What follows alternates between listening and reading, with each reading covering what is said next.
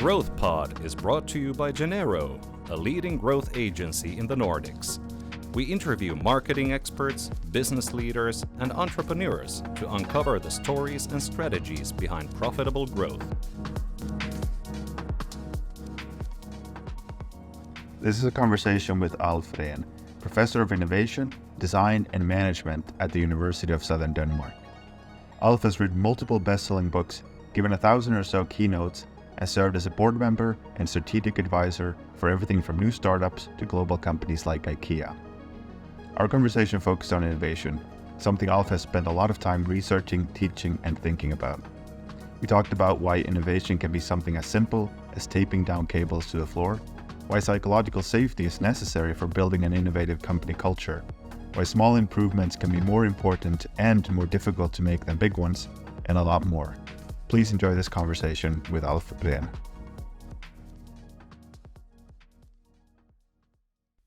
As I was preparing for this podcast, I was both excited and nervous, and for the same reason, because the themes that I wanted was kind of hoping that we talk about are, creativity, innovation, leadership.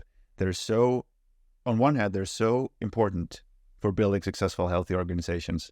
On the other hand, they're so broad as to, mean everything and nothing, and they become watered down and very abstract. And I know you agree on that, especially as it comes to innovation. So I was hoping we can tackle these things, but tie it back to kind of practical reality. If we could start maybe with innovation, which I think your latest book is on.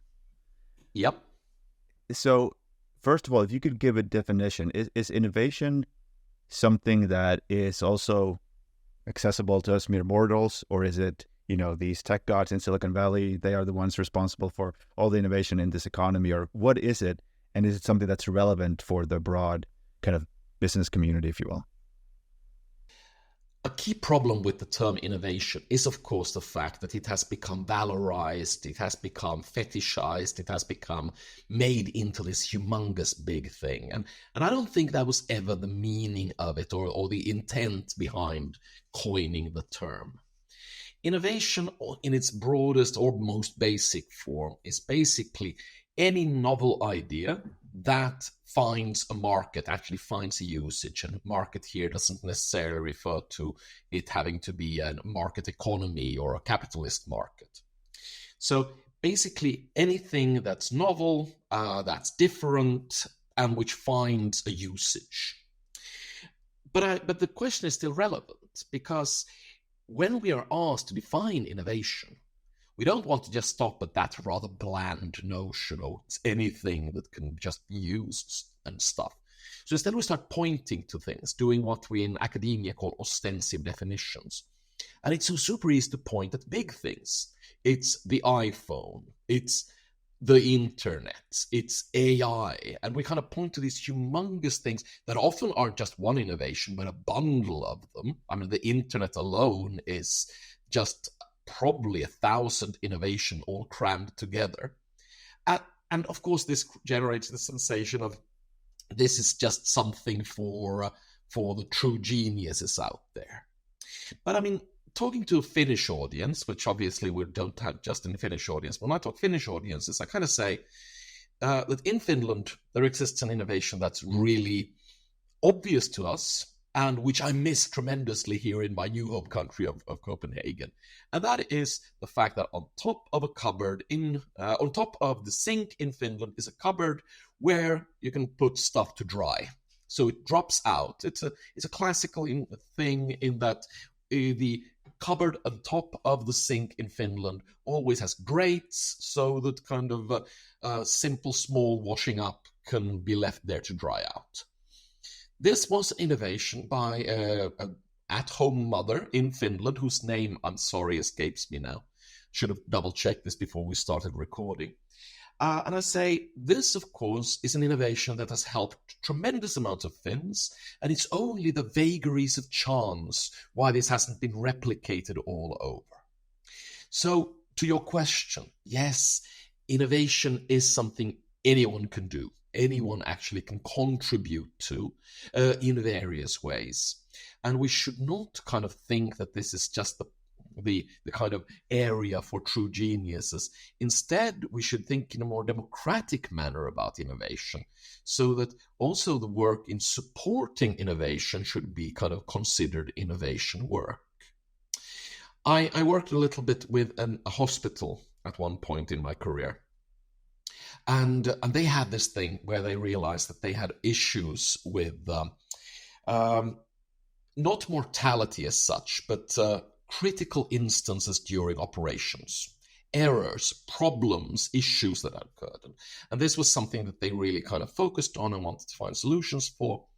And they talked to the surgeons, obviously, because that's whom you always go to. And they proposed various kinds of complex, often technical things that could be done, or bringing in more surgeons. But they really couldn't pinpoint the problem. So instead they went and talked to the bosses, and the bosses kind of looked at various things and suggested various solutions, which all tended to be very costly, often technological, and they couldn't find a solution. And then, in a sort of last chance, last-ditch effort, they went and talked to the actual nurses in the surgeries. And most of them kind of said, oh, that's not my purview, and that's not what I'm supposed to do. And then one of them said, well, there's the cable thing. And they're going to want, what cable thing? Well, the fact is, if you look at most of these instances, it's almost always connected to the fact that we have these cables on the floor of the surgery, of the theater. And we've talked about getting something to kind of stop people from tripping over them. And in fact, the tripping bit is almost always what instantiates the issue.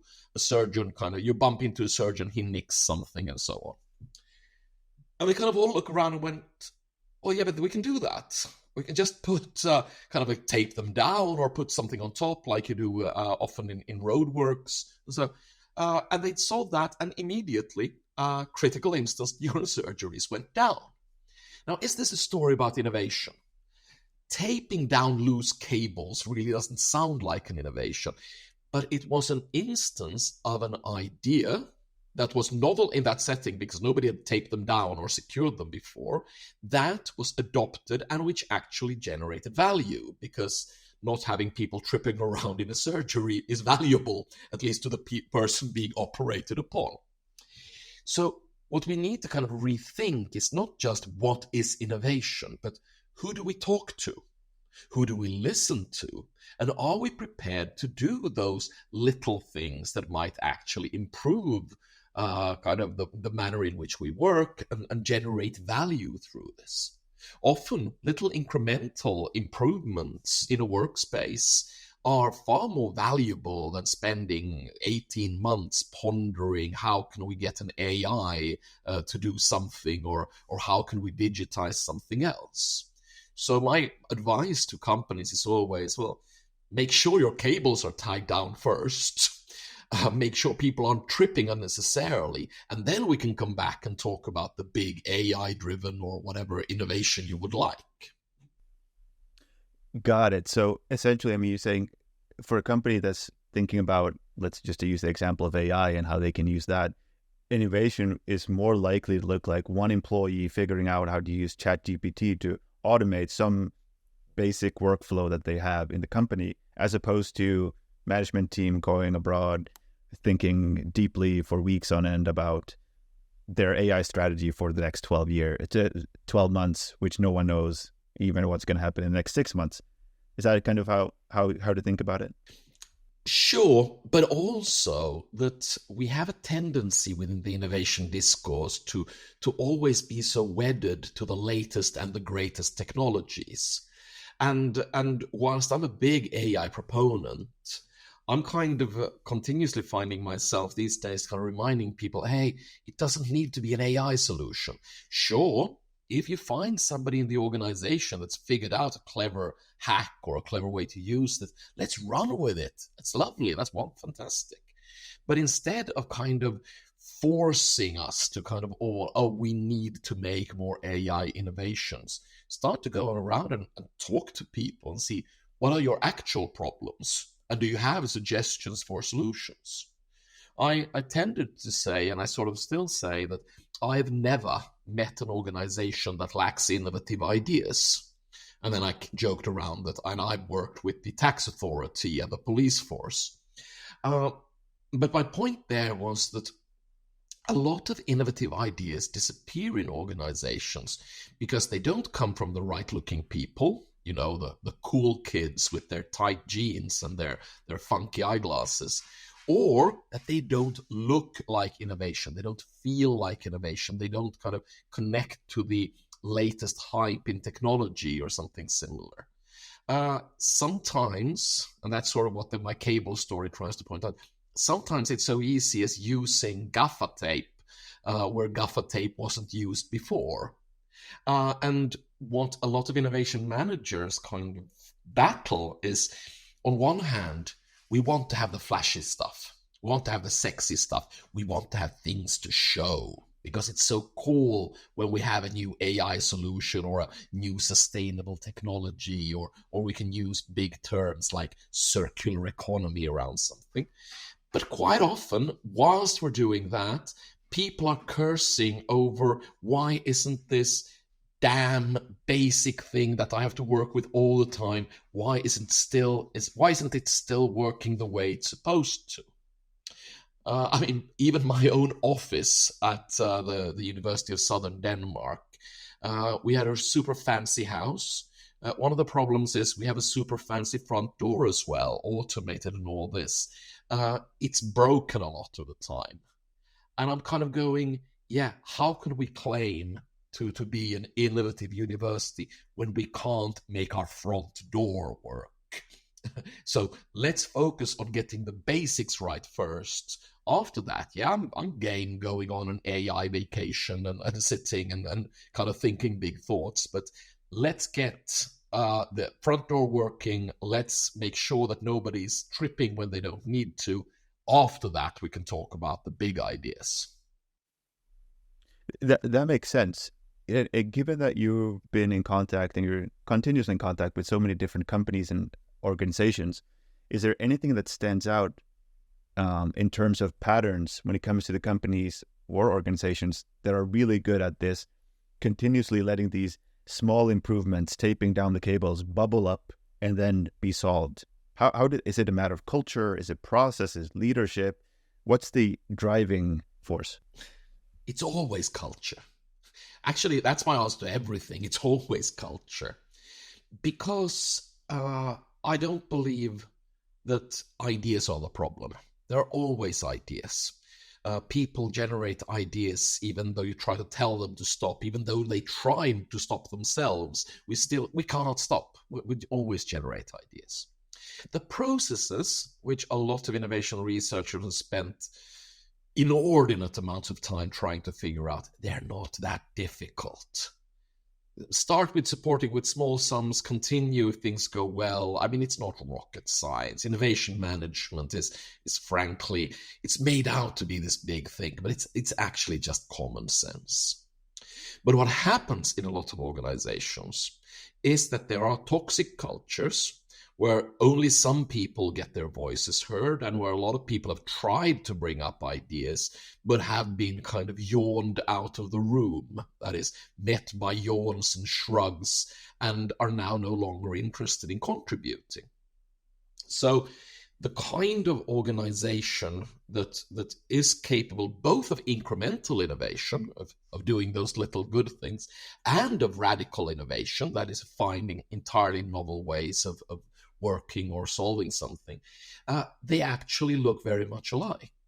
And the basic thing that kind of sets them apart is not something fancy. It's something that should be self-evident in all organizations, and that is psychological safety and a civil conversation, or a respectful conversations. That is a culture where everyone feels they have a right to be heard, where the little mousy secretary feels that he or she can kind of stand up and speak in the meeting, or where the people on the floor of the factory feel that they can come and give their input, and where all ideas no matter what they sound like at first or no matter who brings them, are met by respect and civility.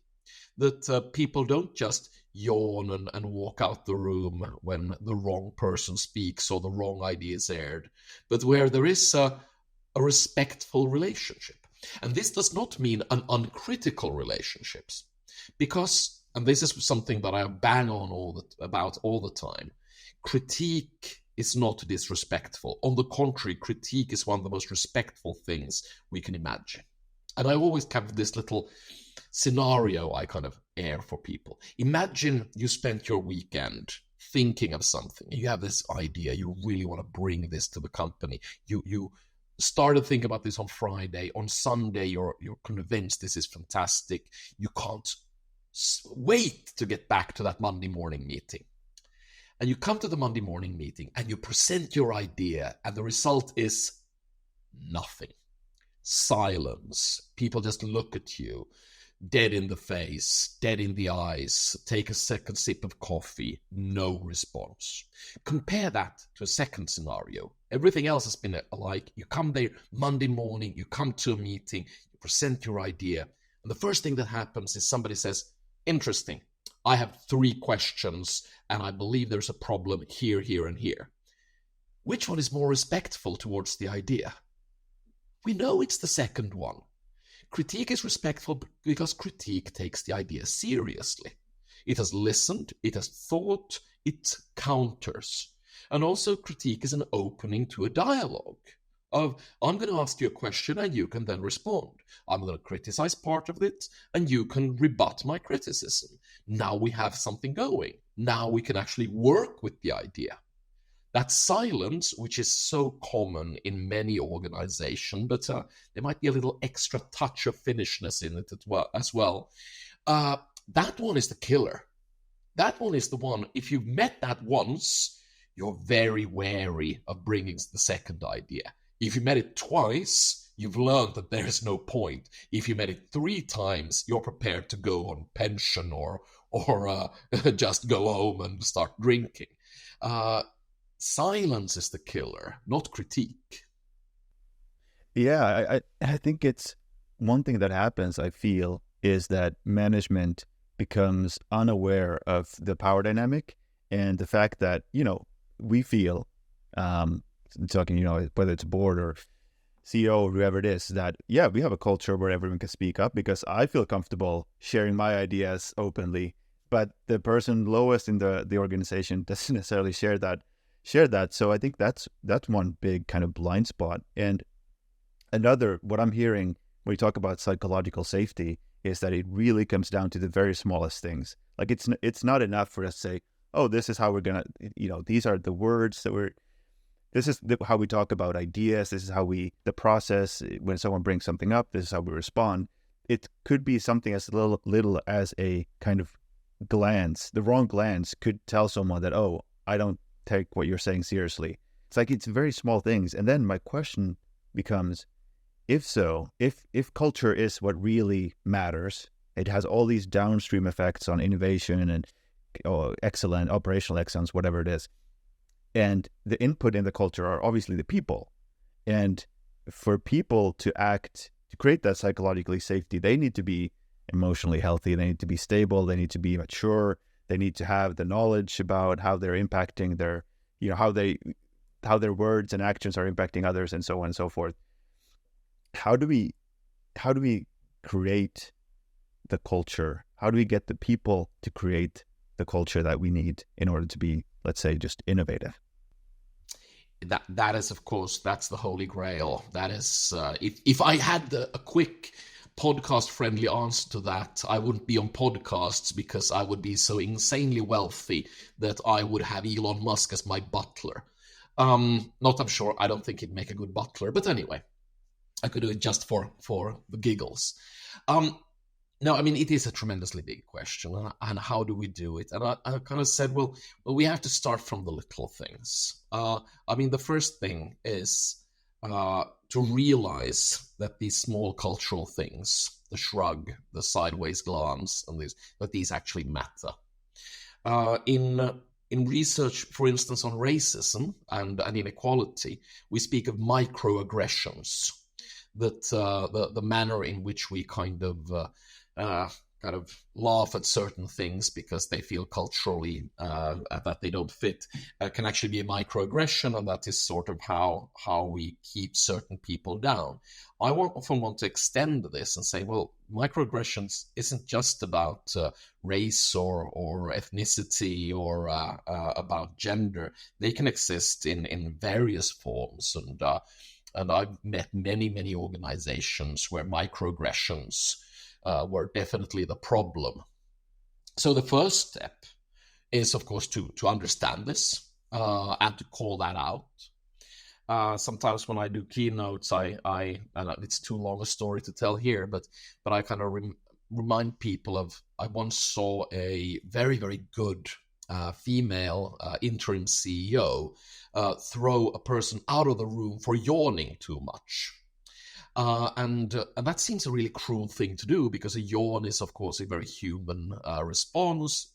You could be tired and so on. But she remarked in the meeting that he seemed to be yawning every time a woman, particularly a young woman, tried to present a new idea. And that if he was so tired to listen to women, he could bugger off. And it was a very kind of dramatic thing to do. And afterwards, I kind of went up to her and said, well, what was that about? And she said, well, yeah, everyone's going to call me a bitch after this, but they already do. So that doesn't change anything. But I might be gone from here in a couple of years, but it's going to be a decade until somebody dares yawn in a meeting again. And I loved that, because she kind of went in as a leader and she signaled something. She said, yeah, we're not going to be doing this. If you're too tired in a meeting, don't come to the meeting. If you're just going to sit there and laugh or yawn or shrug or whatever, that's not on. So she called out a toxic set of behaviors, maybe in a slightly too radical a way, but at least she did something. And I myself have started doing the fact that if I yawn in a meeting, for instance, which I do a lot because I sit in too many meetings, I apologize, say, listen, that wasn't against you. I'm feeling a little tired. Love the idea. Keep going. I mean, I check myself before I wreck myself. I try not to kind of do the microaggressions. And if I do something that could be interpreted as a microaggression, I try to kind of call it out and say, hey, listen, yeah, we all yawn, we all shrug, we might all have a resting bitch face. But as long as we have that conversation going, as long as we can talk about it, we can still generate a culture of psychological safety where these completely normal behaviors do not kind of become toxic, do not become repeated, do not become kind of the problem that they can become. Got it. Do you have any examples, whether from observation or your practical experience, of organizations that have been able to implement these things and go from, let's say their average when it comes to psychological safety or these things, and then just by implementing some of these practices and creating awareness around it, they've been able to radically change the culture, and as a result of that, then also have all these positive downstream effects, innovation, new ideas, experimentation, and so on? I do. But I'm always wary that we start treating these as kind of magic beans. What I have seen in various kind of organizations, particularly when new CEOs come in, is that a new leader starts taking these issues seriously, start calling them out, starts talking about them, introduces kind of new conversations about them, and that this over time, because culture is one of the slowest moving things in the world, that this over time creates more creative, more innovative cultures. I think if you, for instance, look at the Nordic company Stora Enso, this is a company that's for a long time felt and self-identifies as very conservative, rather traditional and so on. But they've done a tremendous amount of work trying to kind of change this, to create a culture of kind of being more open to ideas, testing out stuff, paying attention to diversity issues and all the things I talk about. Now, did that immediately change them, flip them from an old traditional, basically paper mill company to a new biomaterials company? Of course not. Of course not. And they're still in the process. It takes decades to enact true deep change. But they have been on a tremendously positive path. I'm sure they've stumbled at times. I'm sure they've made errors. But what we have to remember with innovation, or in part innovation, but also innovation cultures, it's a marathon, not a sprint. If you imagine that it can be changed with a kind of 2-month focused project, you're going to fail. Yeah, you might get some fun proofs of concept out of it, and you might get something nice to put out on social media. Will it truly change the organization at its cultural core? Of course not. I mean, the very idea is ridiculous. Creating an innovation culture is sort of like raising a child. It's going to take about 20 years. You'll stumble along the way, but there's going to be a lot of fun in there as well. And with kids, we're very good at accepting this. We look at our children and we sometimes kind of think about how slow the process is, and my God, still can't put in new toilet paper when they take the last piece, or still haven't learned how the dishwasher works. But over time, they tend to end out great, because with our children, we have patience. We understand that we can't just stand there shouting at them and shout louder when they fail at something. And we accept that it takes time. I'm sort of saying we need to have exactly the same sense when it comes to building innovation cultures. And no, I'm not saying it will always take 20 years. You can create improvements in a week. You can create big improvements in 6 months. You can bring tremendous change in a year. But in the big picture, you can't imagine that these kind of focused things would be all that you need. Instead, we need the radical patience to allow culture to develop over time into something greater. And there I think that the analogy to children might seem a little odd, but I'm saying if we can raise children, we can build good organizations. And if we took a little bit of that patience and understanding and love we have towards our children, even when they can be real assholes when they're teens and preteens, just like the people in our company can be. If we took a little bit of that into the workplace, we could do so much good. Yeah, I totally agree with that. I think you made a really good case that culture is the starting point for any real attempt at true and lasting innovation. What role would you say that, say, processes, incentives, and systems play? I'm thinking specifically that companies like things that are measurable, that are predictable, that are linear, and innovation, I'm guessing, can look very different. It's random. It's not immediately obvious, the value, and it's just messy. So how does a company create innovation? And another thing that I'm thinking may be a tension is the need for standardization. So companies that are delivering, I'm thinking about, as an example, VR, our lovely train operator here in Finland. They have one need, which is to drive a lot of trains on time and get the goods and people where they need to go.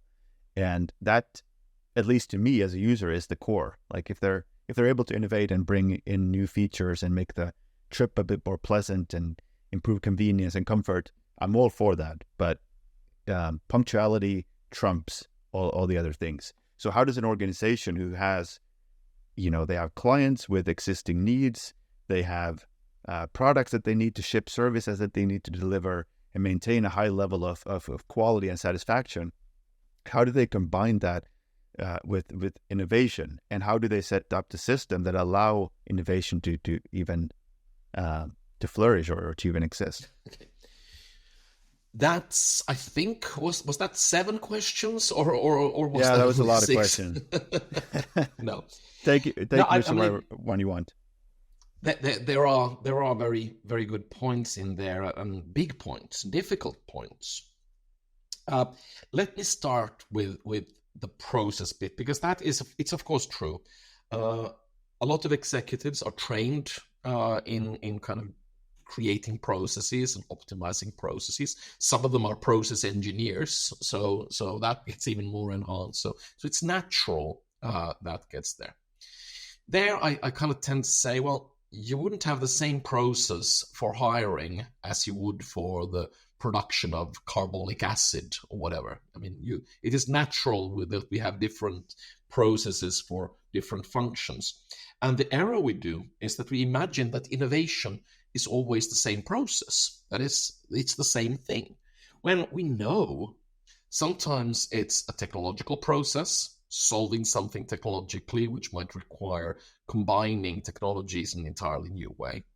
Sometimes it's purely social, as in taking a way of working from one context to another. Sometimes it's a really messy combination of the two. So imagine that the same process could cover everything from the kind of incremental innovations on a factory floor to major changes in business models. I mean, that makes absolutely no sense to me. So rather than thinking there needs to be a process, so go, okay, so what is the meta process? But also, what process is there in place to ensure that process doesn't become the enemy? That is, we often kind of over-engineer these things to make them safe and clear. And in the company you mentioned, Finnish Rail, the thing is, of course, that a lot of the process is focused on never allowing errors. Everything needs to work, and as anyone who's used Finnish Rail knows, it doesn't. But their problem is that they have over-engineered things to a point where novel things that actually might work won't get tested because they threaten the process itself. So that's part of it. Another part is, which is kind of connected to this, is we believe that the process needs to be the same with little things as with big things. When I was a young man, which granted is many years ago now, I had this very simplistic idea that, but it must be sort of like it's at home. If I want to do a little thing at home, such as fix the sink, and then that's very easily done, normally fairly cheap. You just go and do it, and it's done. And if there's something bigger, like building a new sound system, I need to kind of really think about the investment and check it with my partner and see how it fits with other things. And I thought that was how it worked in companies as well. In companies, definitely works the other way. That is the big issue in a lot of companies. It's so much easier to get €1 million to do a really kind of big, complex project testing something than it is to get €5,000 to do a quick experiment or fix something that everyone agrees should be fixed. Because when it's €1 million, there's a process for that. There is a committee which sits with a budget. And when it's €5,000, everyone just looks at everyone else and go, well, I don't have that money. Do you have that money? I don't have that authority. Do you have that authority? So 1,000 things get undone. And I have a story from back in the day of SAS, the airline, which today obviously is in a lot of trouble. But this was the days when it actually revamped itself to become one of the most beloved airlines on the planet. And I happen to know the guy who ran the service design, or basically was head of service or even kind of strategy for the company. And he said that, well, one of the big problems was, of course, that they're very structured processes. So he went to the air hostesses and say, listen, when we let in people who come flying business class, they bring in a lot of money. We can't be standing in the galley cutting lemons.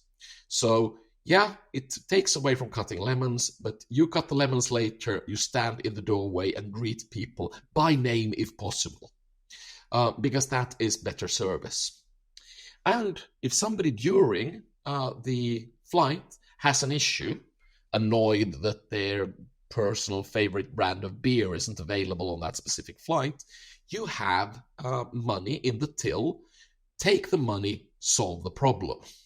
That is, if it requires giving them 20 euro as compensation because they get around, do that. It's 20 euro. It doesn't matter. It's their ticket costed so much more that if you can fix something with 20 euro, do it.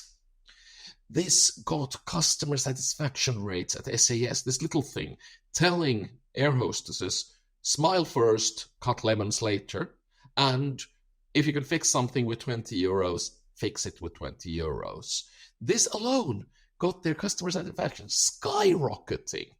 Made it for a while the preferred airline for the business traveler.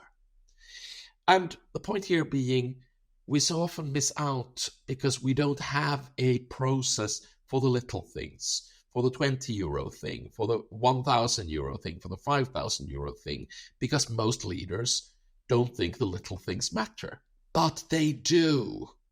In fact, most innovations start out at tremendously little things.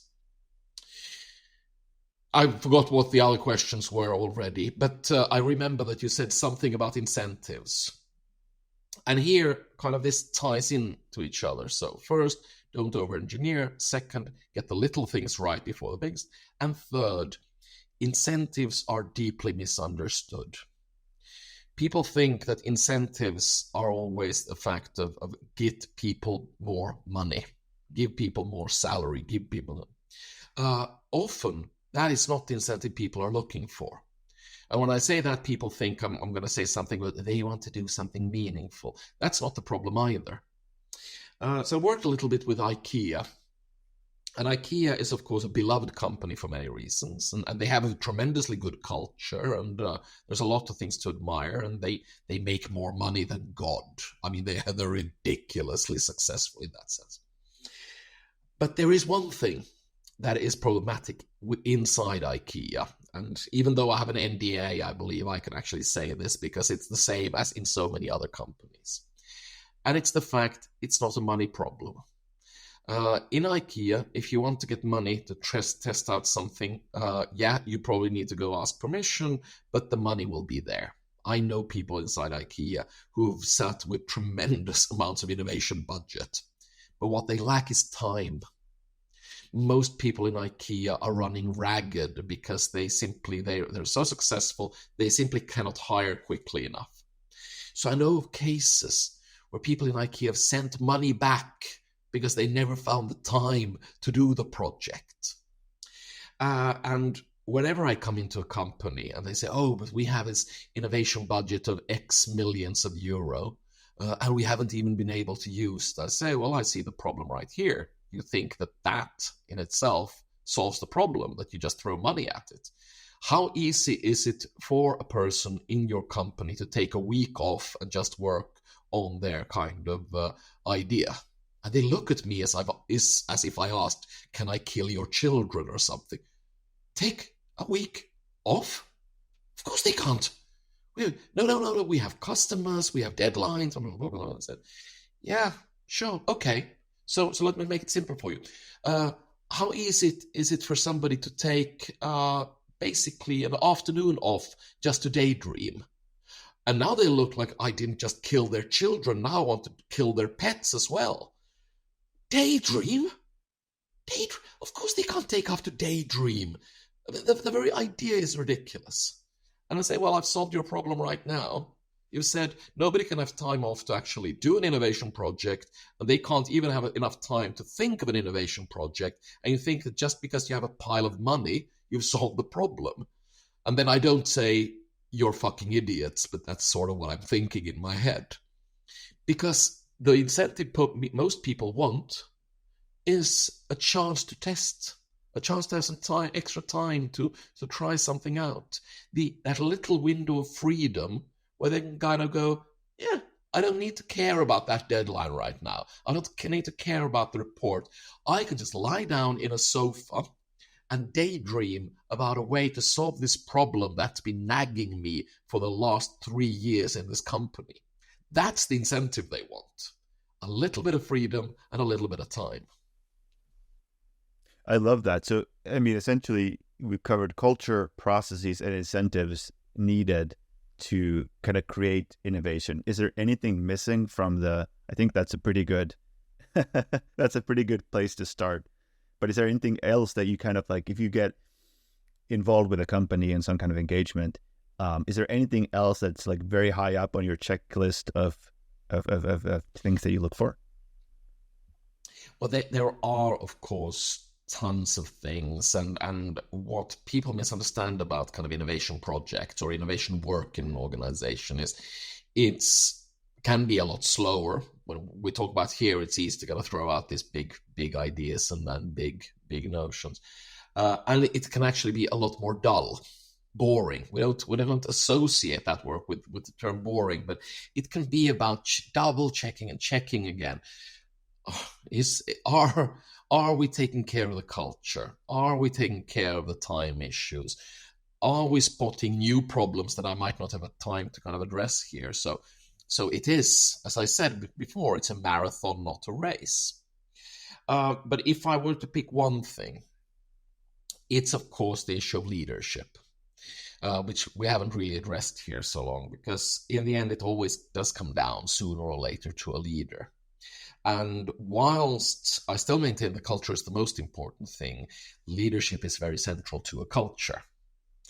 What the issue tends to be is that I've never met a leader who doesn't love innovation. Or more precisely, I haven't met a leader yet who doesn't love to show off innovation. Leaders tend to be really keen to show their coolest projects and, oh, this is our new AI chatbot, or, oh, look here, we've done this really cool thing, and so on. And that is, of course, admirable and understandable. They should be enthusiastic. They should love that kind of stuff. However, what can be lost in this is that because often people want to impress their leaders and impress their CEOs and so on, the performative aspects of all this, and performative is a very academic word for it, but the show-off effects, or sometimes we talk about innovation theater, so the theatrical effects are often enhanced in organizations. If you want to be promoted in your normal large corporation, it's actually more important to look innovative than to be innovative. And I know that's a harsh thing to say, but it's true, so I'm going to say it anyway. So I've seen a lot of people be promoted simply because they used the right words, had really flashy PowerPoints, and knew that it's more important that your innovation project looks good than it actually works in practice. And the reason for this is that leaders don't always have the possibility or the patience or the time, because a lot of leaders are pressed for time as well, to really kind of follow the whole path of innovation from that really weak first idea all the way to when it becomes so normalized, so standardized, so kind of almost mundane that it's all forgotten that this actually was an innovation. So sometimes leaders miss this big arc and instead kind of look at the flashpoints. And I've been through many, many corporate headquarters and been shown these big show-off projects. Here's our accelerator. Here's our incubator. Here's our lab. Here's our moonshot. All these kinds of words. And I get shown beautiful, wonderful things. And then sooner or later, somebody kind of sidles up to me and goes, whispers, because they don't want the boss to hear, you know that it never worked, don't you? I'm going to go, yeah, I guess. I've sort of figured that out. And I think there is a place for innovation theater. I mean, it's easy to condemn it, but I think there's a place for this performance. It's sort of, we need a little bit of glam and glitz and glamour into our lives.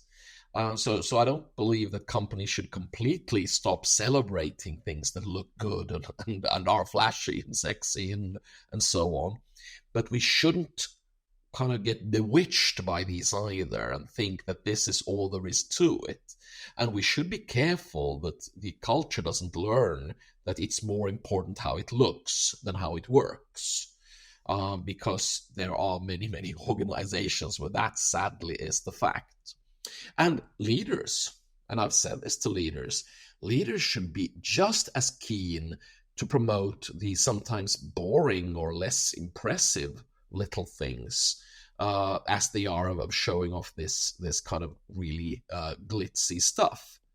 And one place where I kind of really think they've done well here is the group today known as the Strawberry Group. So the hotel group run by this diminutive Norwegian billionaire that seems to be on path to owning all the hotels in the Nordics.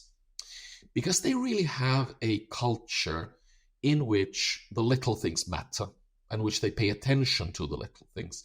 And I've shared a stage at their big events, internal events, with their CEO, where he can take out this tiniest little thing somebody has done in just one of the smaller hotels and say, this person, and I won't give exact examples here because, again, I don't want to take away anyone's thunder, but he can come on stage and say, listen, I went to this hotel, and at their breakfast buffet, they had this guy, and he figured out a way how to get the waffles extra crispy, and I fucking love those waffles. And then everyone kind of cheers that somebody noticed that somebody made the waffles extra crispy, and that this can be made a key point at their big annual event. That's brilliance, because that communicates that it's not just the big flashy show-offy things. Sometimes it's just taping down those cables or making those waffles extra crispy. I think that's a great way to tie our whole conversation on innovation together. And I suppose that to your last point, that requires leaders who are not just concerned about their own careers and advancements, which we all are, but also actually care about the end product, the end user, the customer, and wanting to deliver exceptional service and quality. It's not easy being a leader in a fast-moving world. And here I also want to kind of make it clear that I'm not trying, even though I can be a little snarky and critical at times in these comments, I don't want to kind of go out and point fingers. A lot of leaders, the reason they get attracted to innovation theater and the reason that they sometimes over-engineer things is because there's so many demands on them. It's because they're asked to do the impossible. They're asked to take great chances, take great risks, experiment, whilst making sure that there are no risks, that everything works, and that the machinery kind of keeps chugging along as it always did. So they're being asked to do something deeply paradoxical, deeply contradictory. And will there be errors along the way? Yes, absolutely there will. But again, it's a marathon, not a sprint. So just as we should pay attention to the little things, we should also, paradoxically, be able to ignore the little stumbles. That is, yeah, sometimes a CEO will be really fascinated by some innovation theater. That's okay. That's okay. We can live with that. As long as that doesn't become the only thing they're fascinated by. And as long as they can kind of correct those little stumbles over the long arc of making actually an innovative organization. That's really good. And you've written a book about the paradox of leadership. We won't have time to get into that. But Alf, thank you so much. It's been a pleasure to get take apart a little bit of your wisdom. And I feel like we met at least my criteria of getting some really practical things on a topic that can often be, well, performance and theater. Well, it's been a pleasure to be here. Yes, for people who want to follow you, you are a very active thinker. Is it LinkedIn or where's the best place to follow? LinkedIn, Threads, Instagram, my webpage. I'm platform agnostic, although a lot less active on Twitter these days for obvious reasons. Got it. So I'll link the LinkedIn and the website at the very least in the show notes. Thank you so much, Alf. It's been a pleasure, and good luck with everything you got going on. Hope that the year is full of innovation and creativity and challenges and progress for you. Thank you. Thank you for listening. You can find all episodes of The Growth Pod on Spotify, YouTube, and Apple Podcasts.